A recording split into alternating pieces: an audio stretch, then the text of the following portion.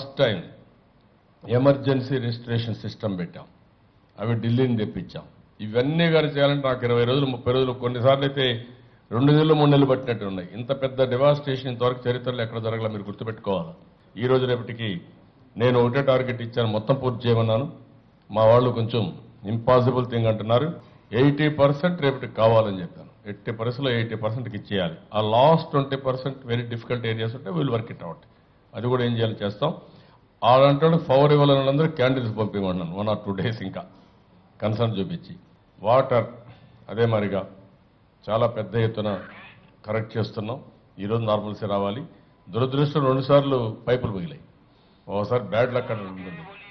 BMR దగ్గర చేస్తే నిన్న పైపులు పగిలింది, అక్కడ కూడా ఒకసారి పైప్ పగిలింది. దానివల్ల కొంత ప్రాబ్లం వచ్చింది. But we're doing our best. Cleaning by evening I told my people to complete it. చెట్లు కొట్టడం అన్ని కంప్లీట్ అయిపోవాలి, సాయంత్రానికి పూర్తి చేయమని చెప్పాను. అది వర్కౌట్ చేస్తున్నారు. కాబట్టి ఇవన్నీ కూడా నార్మల్గా వచ్చేటన్నీ వీఆర్ కంప్లీటింగ్. ఇండస్ట్రీ నిన్న ఒక మీటింగ్ పెట్టాను.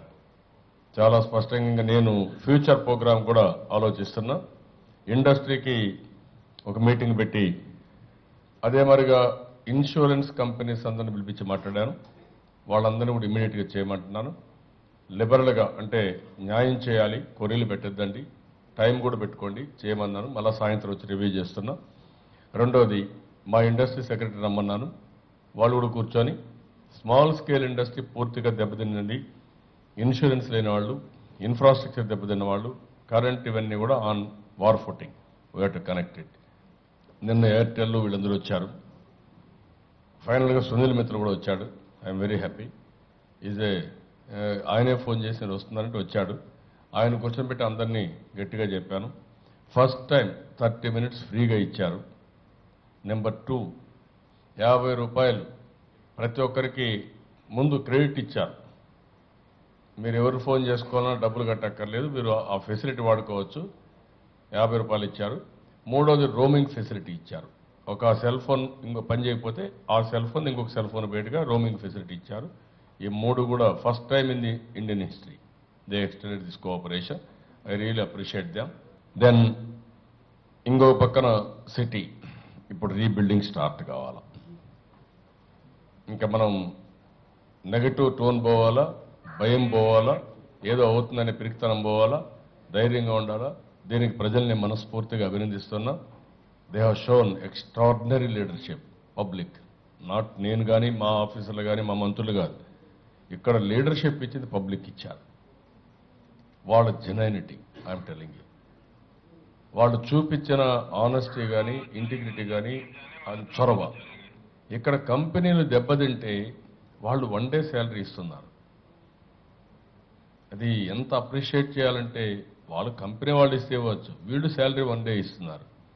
అదే మరిగా ప్రజలు ఎవరైనా వస్తే మేము కూడా రోడ్డు క్లీన్ చేస్తాం, వాళ్ళు రోడ్డు క్లీన్ చేస్తున్నారు. మేము అర్థం చేసుకున్న మీ సమస్య, మీరు బాగా చేస్తున్నారు, మేము సహకరిస్తాం. ఇది మైండ్ బాగ్లింగ్.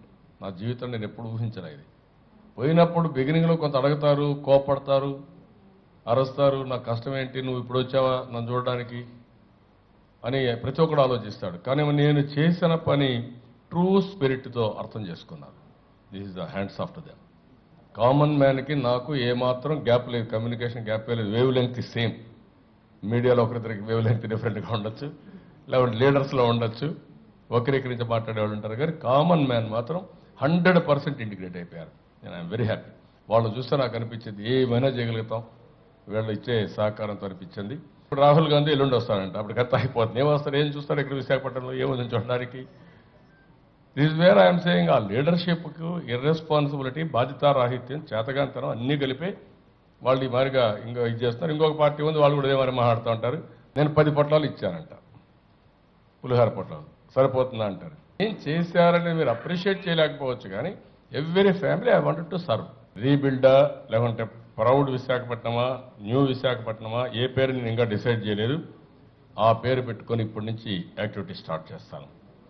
దీంట్లో అందరూ భాగస్వాములు కావాలి. దానికోసం మా వాళ్ళకి చెప్పి ఒక కమిటీ వేస్తాను. ఈరోజు సాయంత్రానికి వస్తారు. ప్రూనింగ్ అయిపోవాలి, చెట్లన్నీ ప్రూనింగ్ చేయాలి. ఈవెన్ సింగపూర్ గవర్నమెంట్తో మాట్లాడుతున్న వాళ్ళు ప్రూనింగ్ చాలా బ్యూటిఫుల్గా చేస్తారు. విశాఖపట్నం ఇంటర్నేషనల్ సిటీగా చేస్తాం. One of the best city in the world తయారు చేస్తాం. మళ్ళా ఫైనాన్షియల్ క్యాపిటల్గానే ఉంటుంది.